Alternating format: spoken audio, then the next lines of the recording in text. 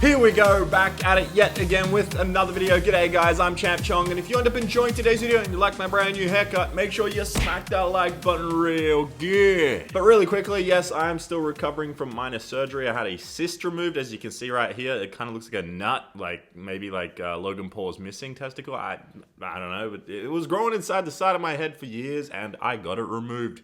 If you don't follow me on Instagram and stuff, you probably didn't know. But anyway, let's get to the first news report on today's show before we even jump into the new Xbox One S stuff. It's the stuff that came out over the last 24 hours or so, just out of complete nowhere. It is the PlayStation 5 news. Sony, well, Sony, I don't even know what to say. They just came out of nowhere and were like, hey, here's a bunch of details regarding the next PlayStation console, which is most likely going to be called the PlayStation 5, and they just gave us a ton of details regarding the system. Now, you guys may or may not know all the stuff regarding it, but I'm going to go through it and give my opinion on it and just go through a little bit of stuff here and there. So on face value, the first few things we do really notice are that it's going to have 8K graphics, which is just truly insane. I can't believe it's going to go to 8K after the PS4 Pro is only doing 4K. I guess they're building this for the future.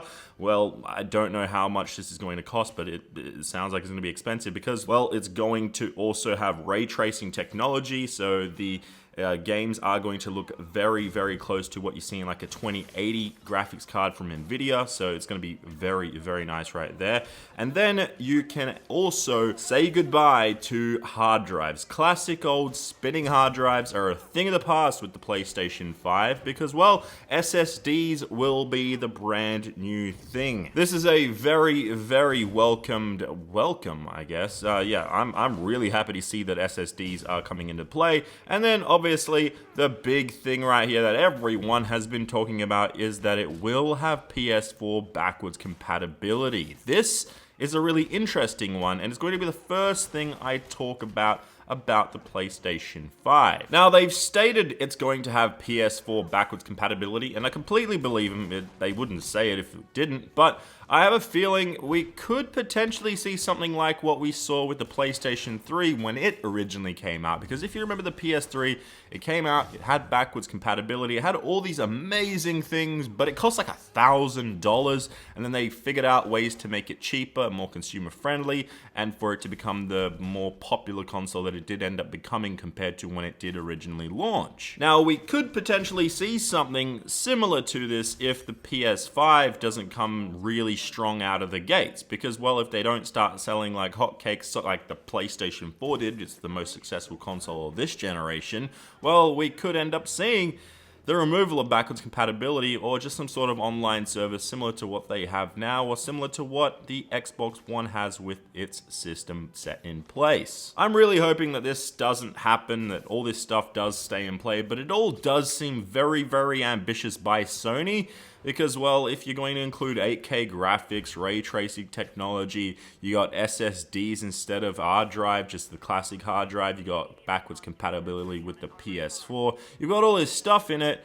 And is it going to cost a decent amount? Like, is it going to cost something realistic where someone will want to buy this for Christmas or just want to buy it for a birthday present or just want to buy it in general? Like, this is the most important part of it all, the price point. We don't know that right now. We know a bunch of other stuff, and we know that it won't be out in 2019. That's another thing to note down. It won't be out this year. We kind of already knew that. It could potentially be out next year in December or November or something like that. So in like 18 months plus from now, it could come out. But if it's coming out that soon, that means the price will probably be even more than what it would be if it comes out in 2021. So yeah, hopefully the price isn't too crazy with this, because all the stuff that's in here, including, I didn't even state that it's going to have 3D audio, which is pretty damn awesome, but it's got all this amazing stuff, but it has to have a realistic price.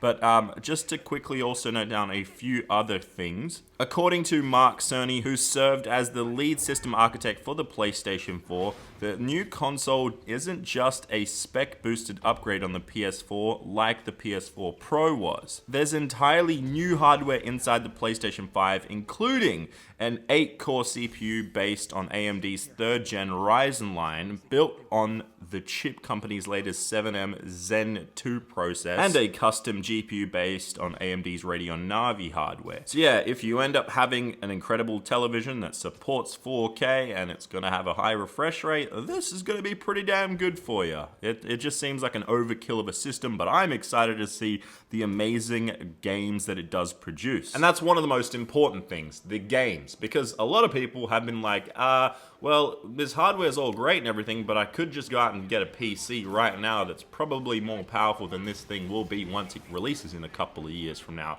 Well, that's the thing. It's pointless to do that if your PC can't play games like Uncharted. It can't play games like crap, I'm blanking on PlayStation exclusives. Just PlayStation exclusives like Spider-Man and that. You know, games that you can't get on PC or Xbox or Nintendo, just PlayStation exclusives with this hardware, with this accessibility. It's going to be amazing, and I can't wait to see what they produce with this in the next generation. I think that's the most exciting part of it all, is the fact that they're going 100% into future-proofing this console. It's not like, I gotta say it, the Xbox One, when it came out in 2013 or I think it was 13, when it originally came out, it just wasn't that good. Like, to be honest, it was running games with upscaling, it was playing in 30 FPS, it just wasn't doing that good of a job. It wasn't a future-proofed console, but then Xbox kind of fixed that and brought out the Xbox One X. The PlayStation 4 original console before the PS4 Pro was better than the Xbox One X in terms of hardware, and then eventually also in terms of games and software, because it brought out way better exclusives, way more exclusives, and that's why it was more successful, is because it was a future-proofed console. And that's the thing that's really interesting to see with this PlayStation 5 console, is the fact that it's future-proofed with 8K graphics. It's just going to be an incredible console for maybe even a decade, but then again, we're most likely not going to see things around that long like we used to with the Xbox 360 and the PlayStation 3. We'll most likely see this PlayStation 5 last 5 or 6 years, because technology is improving so much faster and rapidly compared to what it was a decade ago. But yeah, as you can tell, I'm pretty excited. I love just looking at the future of hardware and things like that. And just one thing to note down here, I did mention Spider-Man, and I didn't mention this, is the fact that, for example, one of their, I guess, testing bases is the fact that they use Spider-Man, the PS4 title. It takes 15 seconds on a PS4 Pro to fast travel in the game. Now, Spider-Man's fast traveling on a PlayStation 5 early dev kit, this isn't even the final version of the console, it only takes 0.8 seconds. 0.8 seconds to fast travel. Now, that is insane. That is a 14.2 second saving. And just a quick note, not the PlayStation 4 Pro. I said that wrong. It is just the PlayStation 4 base console. It takes 15 seconds to fast travel in Spider-Man, and then it takes 0.8 seconds on the PS5 early dev kit version, which is just crazy. But anyway, guys, I will be getting into a lot more PlayStation 5 stuff. I'm going to deep dive a lot more into this over the next couple of days or couple of weeks or something like that, and just really look into what PlayStation are doing, because this is the sign that they are definitely moving forward. So if you're looking to buy a PlayStation now, it might not be that good of an idea, especially if you're getting like a base PS4, unless you get it, I don't know, pre-owned or something with a really good deal. It's probably worth doing, but at the end of the day, it's the next 18 to 24 months is where we will most likely see a new console, and where we will most likely see a lot more information coming out over the next few months also. But let's move on to the next piece of gaming news on today's show, and it has to do with another console that just got announced. Now, a couple of weeks ago, I did mention that this console was going to be coming out, and well, we pretty much got all the information correct, and here it is. It's the new Xbox One console, the Xbox One S All Digital Edition. This new console will be available on May 7, and the hardware is exactly the same, except except for the fact that it doesn't require a disk drive at all. It doesn't have one. It doesn't use games the traditional way. It's all digital, as the name suggests. The interesting thing is the fact that the Xbox One S All Digital Edition is going to be $50 USD less than an Xbox One S. So it's going to go down to $249.99 USD, which is kind of still a little pricey for a console at around this time in its generation life cycle, especially since it is an all digital version. And I was honestly expecting it to be $199.99 US, or $200 US, or $50 cheaper, which would make it $100 cheaper, a third less than the traditional disc-based console of the Xbox One S. On top of that, it's going to have a 1 terabyte hard drive, which I also think could have been maybe pumped up to 1.5 terabytes or even 2 terabytes. I know you can add in your additional a hard drive through USB, which will give you more space, which is what I do on my Xbox One X, which I think has a terabyte in it, and I've added in another terabyte or two.